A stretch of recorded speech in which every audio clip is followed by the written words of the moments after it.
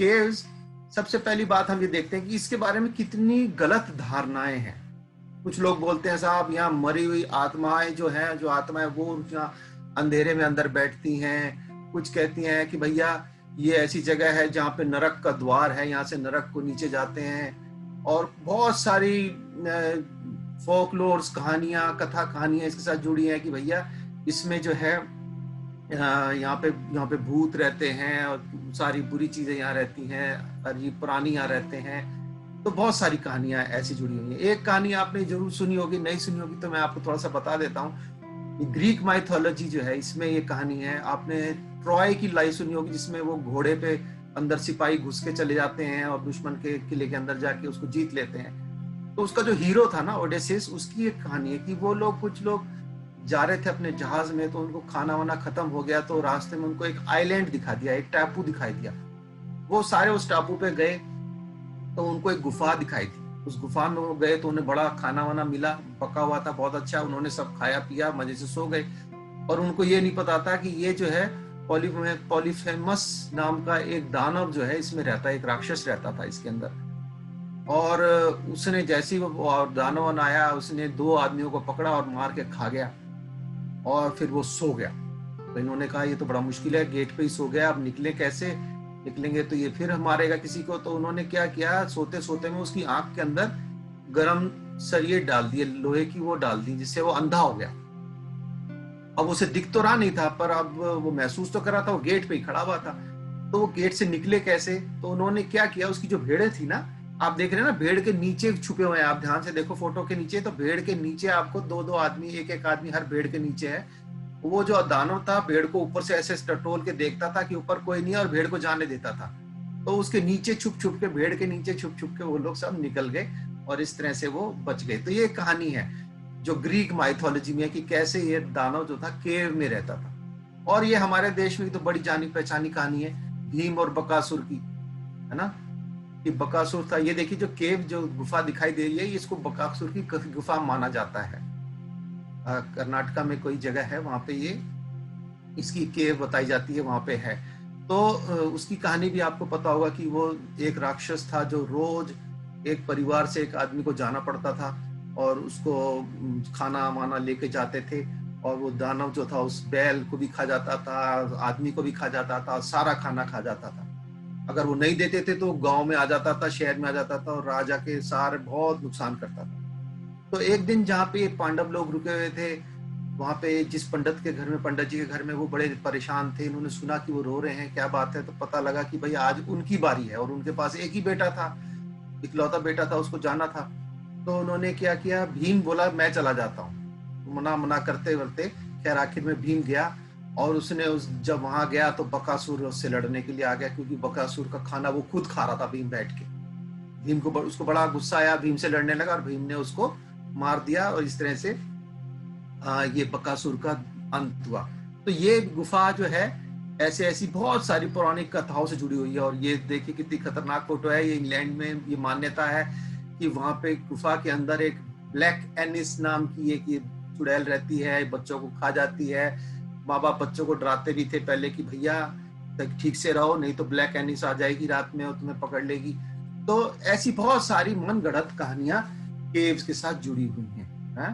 पर केव्स वास्तव में क्या है और केव्स के बारे में सही जानकारी क्या है, वो हम आज थोड़ा सा देखेंगे। तो पहली 2 बातें, सबसे पहली जो स्टडी, जो केव्स के ऊपर जो स्टडी होती है, जो उसको पढ़ते हैं, केव्स के बारे में जो जानकारी करते हैं, उस साइंस का नाम, ये एक साइंस है एक तरीके की, उसको बोलते हैं स्पेलियोलॉजी।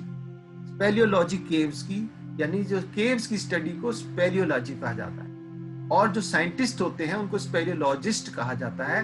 और जो सबसे फादर ऑफ स्पेलियोलॉजी जिसको माना गया, ये फ्रेंच आदमी है, इनको माना गया, एडवर्ड अल्फ्रेड मार्टेल को। इनको इस गुफा की स्टडी स्पेलियोलॉजी का फादर माना गया, क्योंकि इन्होंने इसकी शुरुआत करी और उन्होंने बहुत स्टडीज करी। तो और एक बात और है जो आज हम सब बनने जा रहे हैं, उसको बोलते हैं स्पेलंकिंग। अगर हम केव्स के अंदर शौक से जाते हैं लोग घूमने के लिए, केव्स को ढूंढने के लिए, उसके बारे में अंदर क्या क्या है ढूंढते हैं, अंदर जाते हैं, ये बड़ा शौक है लोगों को। इस शौक को बोलते हैं स्पेलंकिंग। Spelunking, SPELUNKING, spelunking. है। तो याद रखिएगा, तो आज हम सब स्पेलंकिंग के लिए जा रहे हैं गुफाओं में, हैं। हम देखेंगे गुफा कैसी कैसी होती है। तो सबसे पहली बात आती है कि ये गुफा है क्या चीज। तो गुफा एक ऐसी चीज है जो कि इतनी बड़ी हो जिसके अंदर से इंसान अंदर जा सके, और वो कई तरीके की होती है। तो सबसे पहला हम देखेंगे सॉल्यूशन केव, जिसे बोलते हैं सॉल्यूशन है। सॉल्यूशन मतलब किसी चीज का घोल वाली। ये कैसे बनती है, थोड़ा इसको देखेंगे कि जैसे बारिश होती है ना, जब बारिश होती है तो उसके अंदर हवा के अंदर से कार्बन डाइऑक्साइड और कुछ कुछ एसिड मिल जाते हैं, और वो जब बारिश जमीन पे गिरती है तो उसके साथ जमीन में जब वो बहता है पानी, तो उसके साथ और थोड़े बहुत मिट्टी के अंदर से एसिड भी उसके अंदर मिल जाते हैं। और अगर उस एसिड वाले पानी को, जो बारिश वाला पानी है, उसको जैसे हम यहाँ पे देख रहे हैं ना, लेयर लेयर आपको दिख रही है, इस चट्टान के अंदर लेयर दिख रही है, इसके अंदर कोई जगह मिल जाए जाने की, वो जब अंदर चले जाती है उसको बोलते हैं ब्लीडिंग प्लेन्स है। तो वो फिर क्या करता है, देखिए जैसे ये आपको यहाँ पे लाइन दिख रही है ना, ये लाइन दिख रही है पीले वाली, इसको बोलते हैं फॉल्ट। देखो एक फॉल्ट ये भी है और एक फॉल्ट ये है, दो फॉल्ट दिख रहे हैं। इसके अंदर से पानी अंदर चला जाता है और वो धीरे धीरे धीरे धीरे पानी जो है इसको गलाना शुरू कर देता है। ये देखिए कि इसको कितना टाइम लगता है।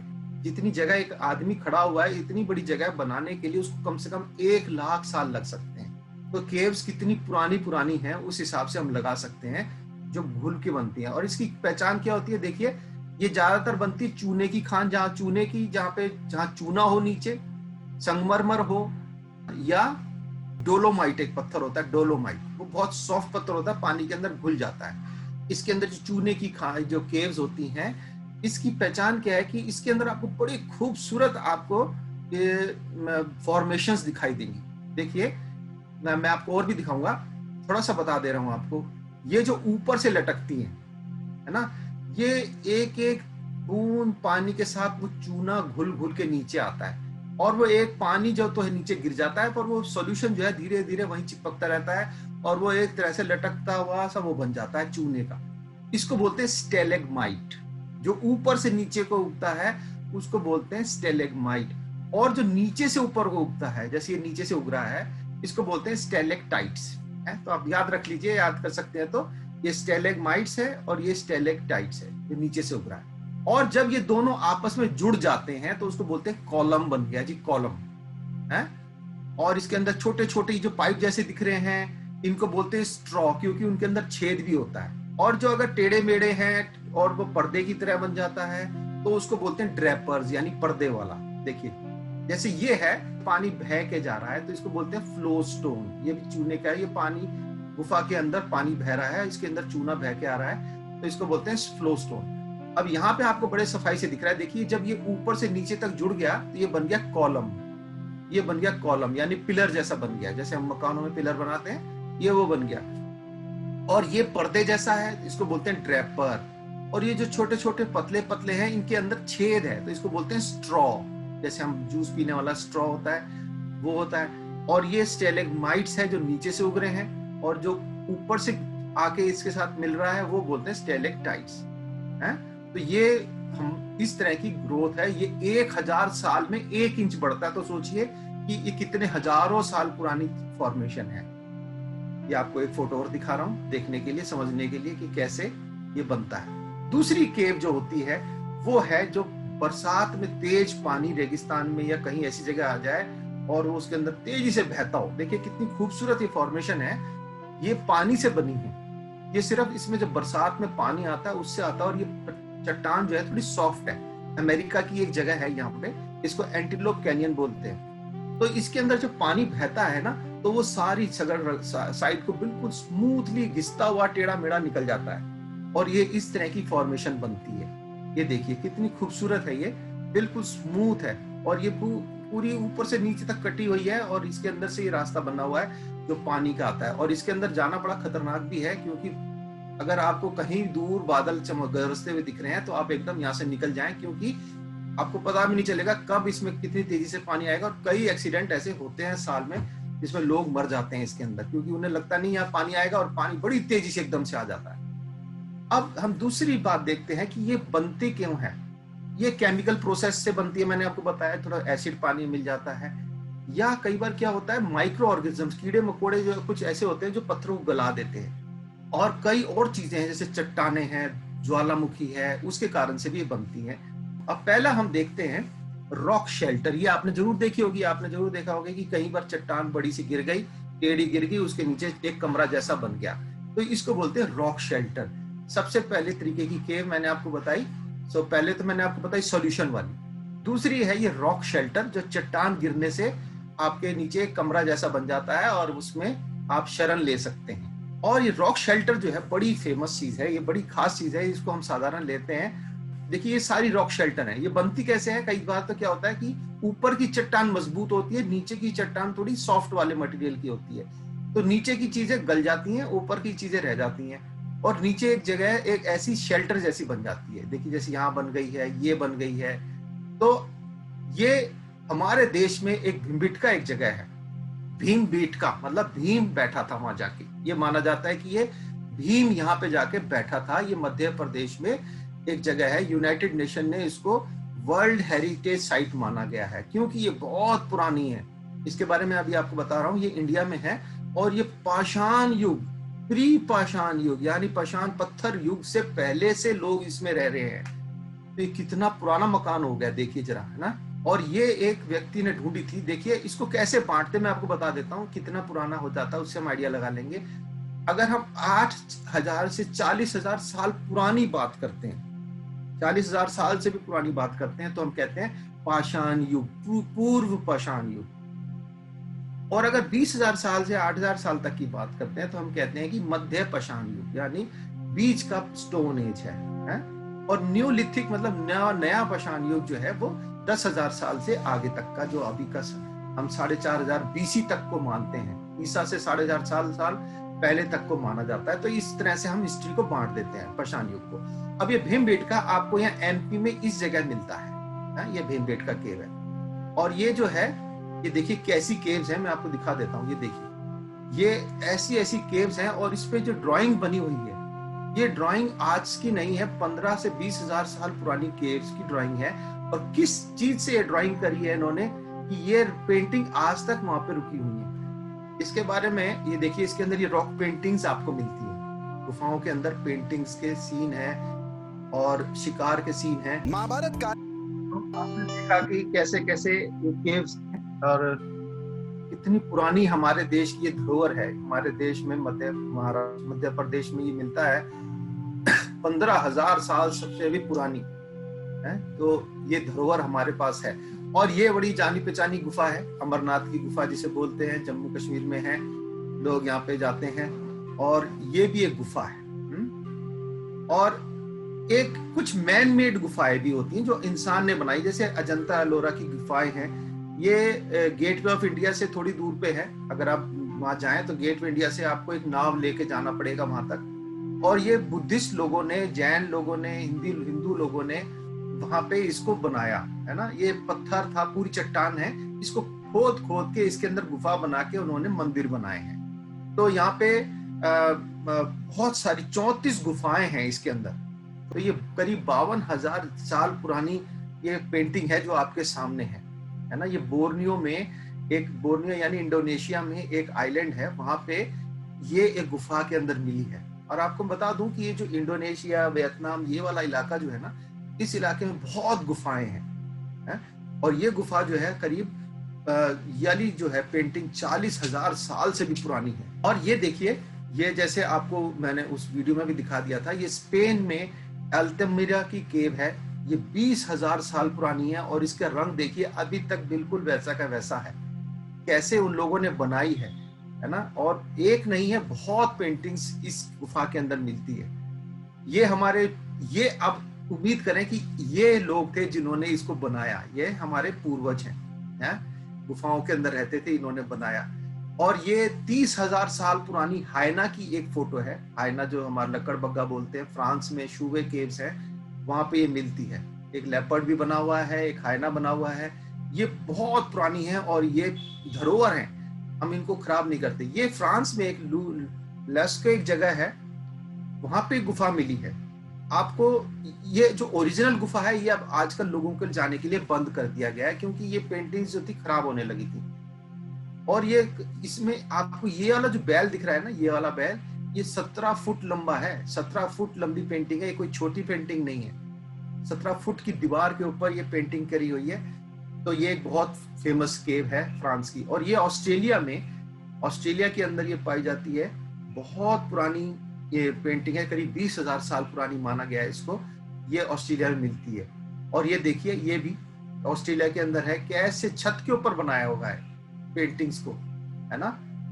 ये तो केव पेंटिंग होती है। और अगर हम कहें कि दुनिया की सबसे पुरानी केव पेंटिंग, देखिए ये जो व्यक्ति आपको दिख रहा है ना, ये हमारे इस जाति के लोग अब दुनिया में नहीं है। इसको निएंडरथल मैन कहा जाता था।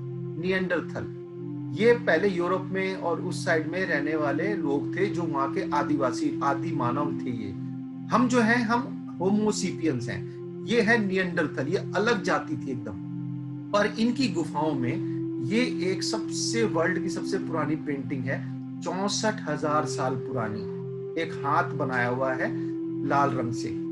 तो हम दूसरी बात जो कर रहे थे कि हमने बताया था कि जो केव्स कैसे बनती हैं। अगली चीज जो हम देखते हैं, जो कि बड़ी अजीब सी बात है, कि आपको विश्वास होगा कि ये जो केव आपके सामने इस समय पड़ी हुई है, ये हवा ने बनाई है। हवा ने इसको काट काट के इसको इतना बड़ा बनाया। ये छोटी नहीं है, देखिए इंसान इसमें इतना छोटा सा दिखाई दे रहा है। तो ये इतनी बड़ी जगह हवा ने कितने सालों में जाके काटी होगी, है ना। ये अमेरिका में एक केव है, इसको ऐसी गुफाओं को एलियन केव भी कहते हैं, है ना, विंड केव या एलियन केव। तो ये जो है रेत और हवा मिलके जब पत्थर पर जोर जोर से लगती है, तो जो नरम पत्थर होता है वो कटता चला जाता है। जैसे ये गुफा बनी हुई है, ये भी हवा से कट के बनी है। इसके अंदर हवा जाती है, रेत जाती है, और जो नरम पत्थर होता है वो कट जाता है और सख्त पत्थर रह जाता है, और एकदम एक तरह से ये गुफा बन जाती है। ये भी एक गुफा उसी तरीके की है, जो कि शुरुआत तो पत्थर से होती है, पर हो सकता है आगे चल के इसमें पानी और नदी और ऐसे कटकी की वजह से ये ऐसे कटता हुआ चला जाए और इसमें गुफा बन जाए। तीसरी तरीके की जो होती है वो होती है ग्रोटोस। अगर हम पानी के नजदीक में कोई ऐसी, देखिए सी केव अलग है, कंफ्यूज मत होइएगा, मैं आपको बता रहा हूं। ये आर्टिफिशियल केव भी हो सकती है, नेचुरल भी हो सकती है। नेचुरल मतलब ये क्या है, पानी जब बढ़ता है तो पानी के अंदर, ज्यादातर ये पानी के अंदर डूबी रहती है, इसको ग्रोटो बोलते हैं, ग्रोटोस। और ये पानी जब आया तो जो नरम वाला पत्थर है वो कट गया और सॉफ्ट वाला पत्थर रह गया और ये गुफा बन गई है। ये हाई टाइड्स में ज्यादातर ये बनती है और इसके अंदर अमूमन पानी भरा रहता है। देखिए कितनी खूबसूरत है, इसको ब्लू ग्रोटो बोला जाता है। बड़े लोग इसको देखने के लिए आते हैं, और इटली में ये केव है, इसको बोलते हैं ब्लू ग्रेटो, क्योंकि इसके अंदर स्वाभाविक रीति से पानी ना एकदम नीला दिखाई देता है, बहुत खूबसूरत है। और इसको ये नीला ग्रोटो या ब्लू ग्रेटो इटली में, ये भी एक ग्रेटो है जो पानी की वजह से बनी है। और इसके अंदर आप देखें, मैंने आपको बताया कि पानी हरदम भरा रहता है ज्यादातर, तो ये पानी से भरा हुआ है, ये ग्रोटो है। पानी इसको धक्का मार मार के काट के इसको बढ़ाता चला जाता है। और इसके अंदर भी एक चीज और आती है, सॉल्यूशन केव की जगह क्रास्ट केव भी बोलते हैं, कास्ट केव। ये देखिए ये कैसे बनती है, ये भी एक सिंक होल बोलते हैं, इसको बोलते हैं सिंक होल। जैसे अब पानी इसके अंदर जमीन के अंदर जाने लगा, जैसे मैंने आपको बताया था बारिश का पानी आता है और वो कई कच्ची जगह उसको दरार मिल गई, वहां से नीचे जाता रहता है और वो इलाके को काट देता है। पर कई बार क्या होता है कि इतना नीचे से खोखला हो जाता है और ऊपर से जमीन जो है ना वो एकदम से धड़ाम से नीचे घुस जाती है, और उसको बोलते हैं सिंक होल। एकदम बड़ा सा गड्ढा जमीन के अंदर बन जाता है और वो पानी, ये देखिए कितना बड़ा सिंक होल बन गया है ना। इसके अंदर लोग कूदते भी हैं, मैं आपको दिखाऊंगा आगे। तो ये कास्ट केव जो है, ये देखिए फ्रांस में एक जगह है, ये लाइमस्टोन, डोलोमाइट और जिप्सम, ये तीन बड़े नरम पत्थर होते हैं। इनके अंदर पानी जाएगा तो बड़ी जल्दी से कट जाते हैं। तो ये सारी जो पूरा इलाका है ना, ये पूरा इलाका जितना भी है ये इसी पत्थर से बना हुआ है, और इसमें एक कास्ट केव बनी हुई है। देखिए कैसे ये पूरा घिस गया, गल गया सारा, है ना।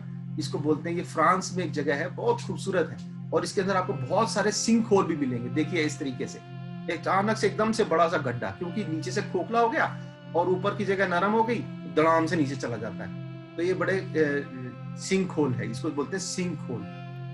और ये इंग्लैंड में एक जगह है, ये भी समुद्र के किनारे है। देखिए यहाँ पे केव बन गई है, ये केव बन गई, पानी टकराता रहा, ये केव बन गई। खैर आगे चलते हैं। और अगली तरीके की जो केव बोलते हैं दुनिया में हम, वो है ग्लेशियर वाली केव, यानी ग्लेशियर से, जहां पे ग्लेशियर होते हैं। देखिए कितना खूबसूरत ये केव बनी हुई है।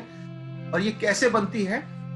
जहां ग्लेशियर चल रहा है, ऊपर से थोड़ा सा पानी पिघल के नीचे चला गया, और वो काटता काटता नीचे चला गया और जमीन तक चला गया। तो ऊपर तो बर्फ पूरी है, पर नीचे से वो खाली करता रहेगा, पानी अपनी जगह बनाएगा और बहता जाएगा, और वो नीचे नीचे खोखला हो जाएगा, है ना।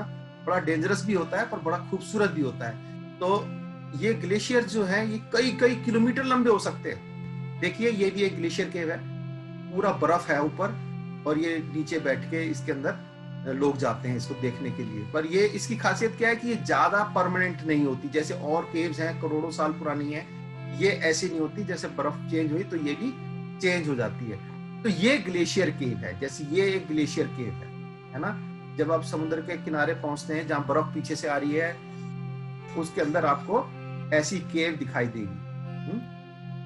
ये ग्लेशियर केव है। देखिए अब ये क्या ऐसी, इसके अंदर लाइट क्यों दिखाई दे रही है, इतनी खूबसूरत क्यों दिखाई दे रही है? क्योंकि ऊपर की जो लेयर है ना इसकी, वो बहुत पतली रह गई है, अब उसके अंदर से रोशनी आ रही है। तो हो सकता है किसी दिन ये पूरी की पूरी बैठ भी जाए, है ना, ऊपर से खाली हो जाएगी, तो ये नीचे इसके अंदर ये गिर भी सकती है। तो ये इसको बोलते हैं ग्लेशियर केव। बहुत सुंदर है। आपका एक वीडियो दिखाता हूँ, आप इसको देखिए कि कैसे ये लोग गए हैं इसके अंदर। Mendenhall Glacier, going down there to the ice cave. This is treacherous, dude.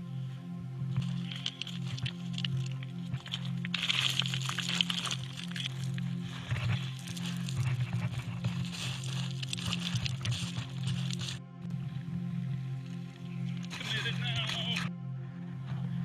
Mendenhall Glacier, going down. Grief. Good grief.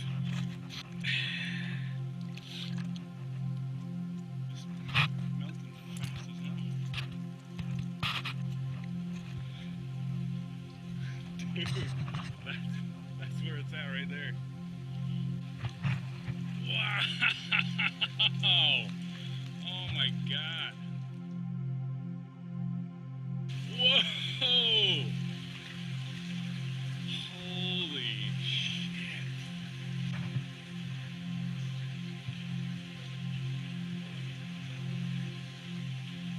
Dude!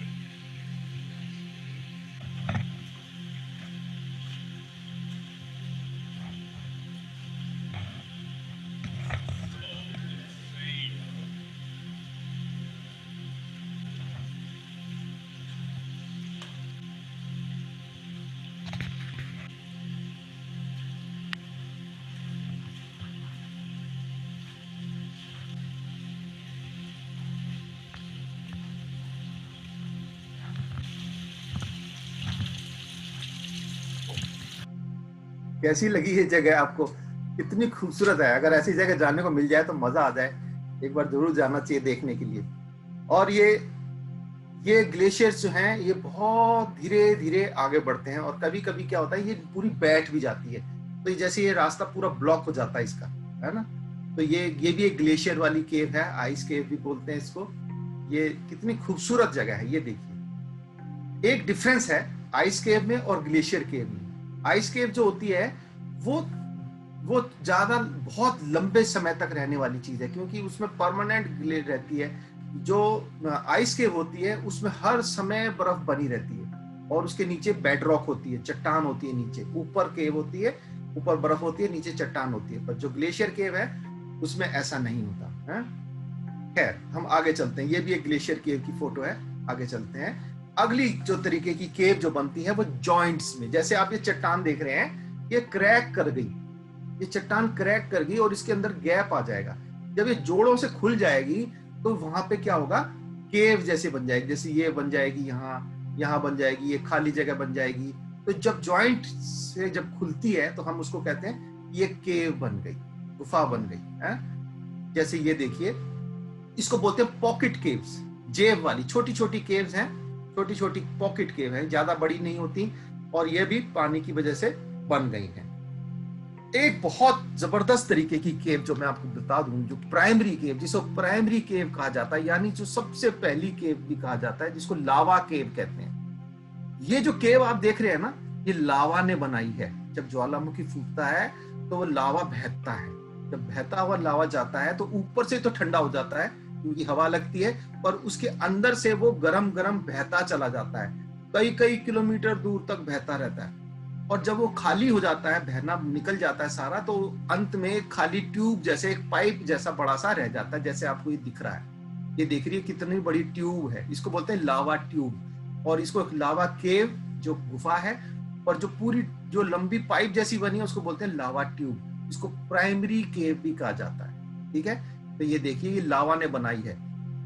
ये देखिए ये एक हवाई आइलैंड्स में एक केव है, वहां पे ये केव मिलती है, ये लावा से बनी है। क्योंकि हवाई आइलैंड्स में बहुत ज्यादा ज्वालामुखी फूटते हैं, अभी तक फूटते रहते हैं। तो सबसे एक्टिव जगह है अगर हम बोलेंगे तो हवाई में बहुत लावा फूटते हैं। तो जब ये ठंडा हो जाता है ऊपर का, तो नीचे से जो लावा बहता रहता है उसकी वजह से ये ट्यूब बन जाती है। ये भी एक देखिए इतनी लंबी ट्यूब है, इसमें कितना लावा बह के निकल गया है। ये हवाई आइलैंड्स में, ये कैनरी आइलैंड्स में ये ट्यूब मिलती है। ये देखिए संसार की सबसे लंबी अगर लावा ट्यूब है, ये बहुत लंबी है, 65 तकरीबन 56 किलोमीटर लंबी है, 66 किलोमीटर लंबी ये ट्यूब, इतनी लंबी ट्यूब है। अगर आपको जाना होगा एक जगह से दूसरी जगह तो कितना टाइम लग जाएगा। इसके अंदर से किसी जमाने में लावा बहा होगा है? देखिए कैसे बहता है, मैं आपको दिखा देता हूं कैसे।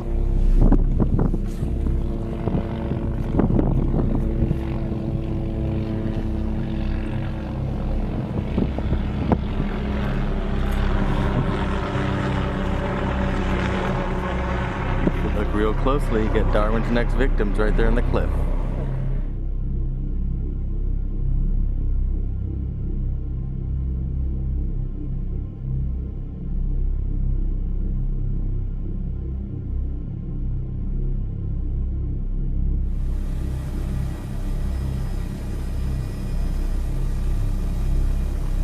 अब यहाँ पे आप देख रहे हैं ना लावा कैसे पहाड़ के अंदर से निकल रहा है, पर अंदर कहाँ से आ रहा है वो आपको दिखाई नहीं दे रहा।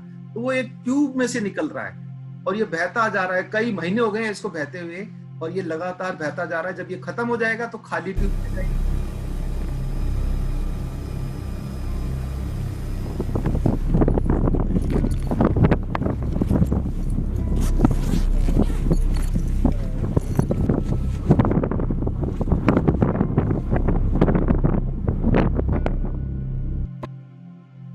तो आपने देखा कि किस तरह से लावा ट्यूब्स भी बनती हैं, लावा की वजह से केव्स बनती हैं, ज्वालामुखी की वजह से। अब ये लावा केव्स जो है, सिर्फ लावा केव्स तक ही उसका इफेक्ट नहीं रहता, उसके अलावा भी बड़ा जबरदस्त काम करता है ये ज्वालामुखी और वॉल्केनो की एक्टिविटी। जमीन की एक्टिविटीज है, इसको ज्वालामुखी की एक्टिविटीज बोलते हैं। तो ये एक बहुत जबरदस्त चीज मैं आपको दिखाने जा रहा हूँ। ये देखिए आपके सामने 2 महाद्वीप बन रहे हैं, ये है ना, ये हम लकी लोग हैं, हमारी आंखों के सामने ही शुरुआत हो रही है। ये 2 महाद्वीप बनने जा रहे हैं। अफ्रीका जो है 2 हिस्सों में बंटने जा रहा है।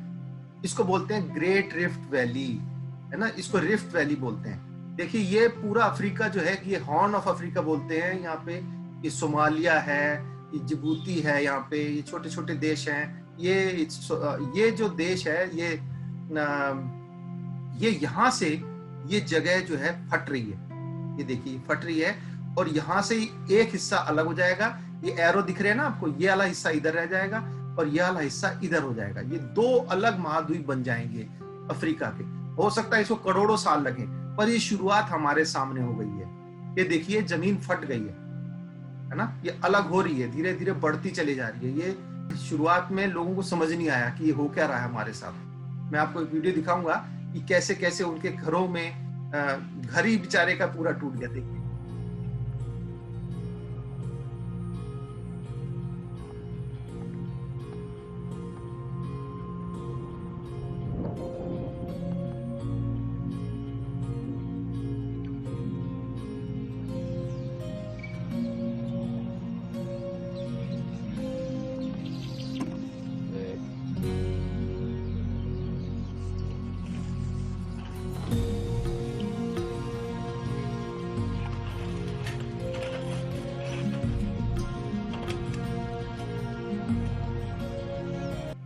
इसका पूरा घर जो है वो 2 हिस्सों में बट गया, टूट गया। और ये पूरा रेनी सीजन में क्या हुआ, और भी ज्यादा प्रॉब्लम आ गई, जमीन जो है और ज्यादा फट गई। ये देखिए किस तरह से 2 हिस्से बन गए इसके, और लोग समझ नहीं पा रहे हो क्या रहा है। पर वास्तविकता क्या है कि 2 महाद्वीप हमारे सामने सामने बन रहे हैं।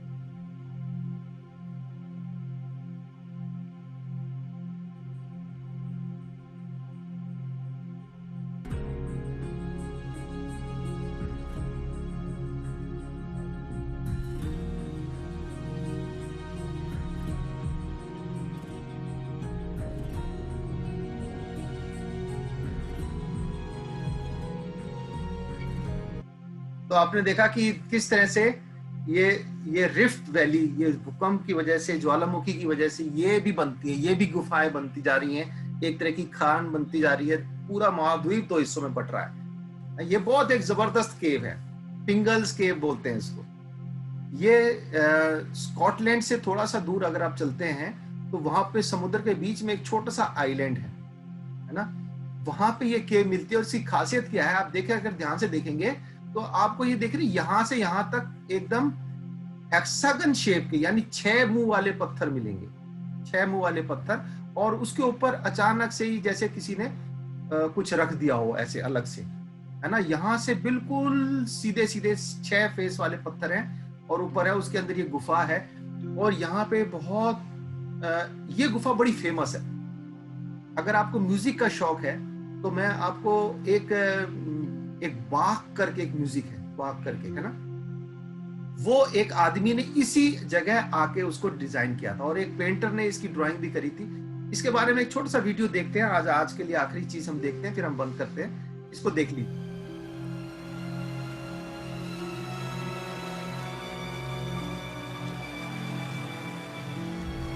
Across the sea from Ireland is a small, uninhabited rocky outcrop of the Scottish Hebrides.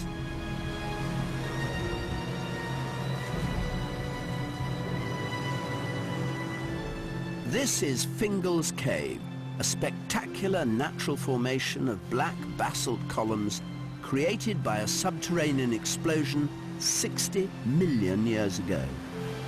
It is astonishing to see that.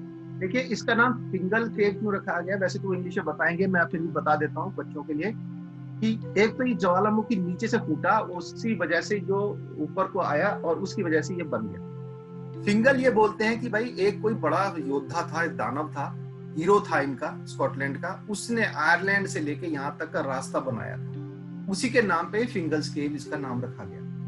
हाँ, और आगे देखते हैं। These massive little cubes of rock at the bottom, the great upright verticals of the pillars, and then above it what looks like an enormous sort of bouffant hairstyle of rock, all whirling around on top. In the late 18th century, Fingal's Cave became a fashionable beauty spot. Fingal's Cave wasn't just popular because it was such a spectacular natural phenomenon. It was also part of Gaelic mythology. It was said that the 3rd century Irish hero, Finn, who was a giant, and after whom Fingal's Cave is named, built a pathway from Ireland to Scotland, which came ashore here.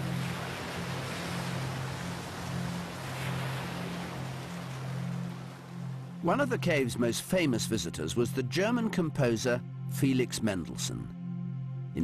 ये है Felix Mandelson, याद रखिए। इन्होंने एक बहुत famous, बहुत बड़े musician थे ये, जर्मनी के। उन्होंने एक धुन बनाई थी, बड़ी फेमस धुन थी, और वो इसी फिंगल आइलैंड पे आके उनको ये धुन उनके दिमाग में आई। जब वो यहाँ आए तो इनकी तबीयत खराब हो गई, पर जब वापस गए तो उन्होंने बोला कि मुझे एक पियानो ला के दो, और एक दोस्त को बुलाया, यार मैं म्यूजिक बना रहा हूँ, तू लिख उस म्यूजिक को, है ना। उसने कहा आज तो संडे है, क्योंकि उस जमाने में क्या है, संडे को लोग काम नहीं करते थे। उसने कहा कोई बात नहीं, संडे है, तू कोई बात नहीं, तू लेके आ। और उसने एक बड़ी फेमस धुन बनाई, जिसकी थोड़ा सा आपको इसमें। 1829, when he was 20, he set out by paddle steamer to Fingal's Cave. Mendelssohn was violently seasick, but he was so impressed by this great Atlantic swell rolling into Fingal's Cave that the first bars of the overture, the first tune, actually came to him, he said later, while he was inside the cave. He went back from here to Mull. He managed to persuade somebody to let him play a piano, even though it was a Sunday, and piano playing was strictly forbidden, and there and then wrote down the first bars.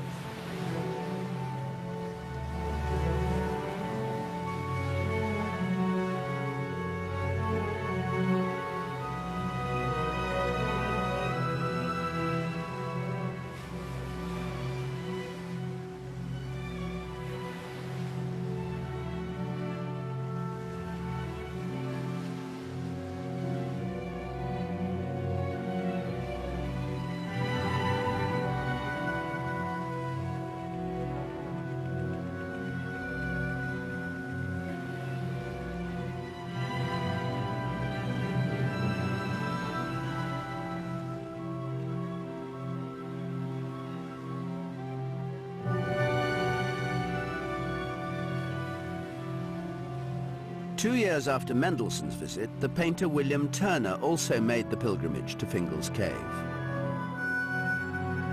तो यहाँ पे एक painting भी बनी है। तो ये फिंगल्स केव जो है बड़ी म्यूजिक के लिए फेमस है। एक बड़ी मशहूर उसने म्यूजिक धुन बनाई इस फिंगल केव में बैठ के, और ये एक बड़ी फेमस ड्राइंग भी है जिसमें आपको फिंगल केव दिख रही है साइड में और एक स्टीमर दिखाई दे रहा है। ये भी 1832 की एक ड्राइंग थी, बड़ी फेमस। तो यहाँ तक हमने देखा आज। तो अगली बार हम इसको और आगे कंटिन्यू करेंगे। तो उम्मीद करता हूँ आप लोगों को कुछ समझ में आया होगा, अच्छा लगा होगा। मैंने नया टॉपिक था, मैंने सोचा देखते हैं, क्योंकि हम बहुत सारी चीज़ों पे डिस्कशन करते हैं पर कुछ चीज़ें ऐसी रह जाती हैं जिसके बारे में हमें जानकारी नहीं होती। और बड़ा मेरे को इसमें बड़ा इंटरेस्ट था कि मैं केव्स के बारे में भी देखूं क्या चीज़ है। तो हमने इसको देखा है आज। चलिए, सब आप लोग आए, बहुत धन्यवाद। उम्मीद करते हैं अगली बार फिर आपसे मुलाकात होगी। तब तक के लिए सबको बाय बाय।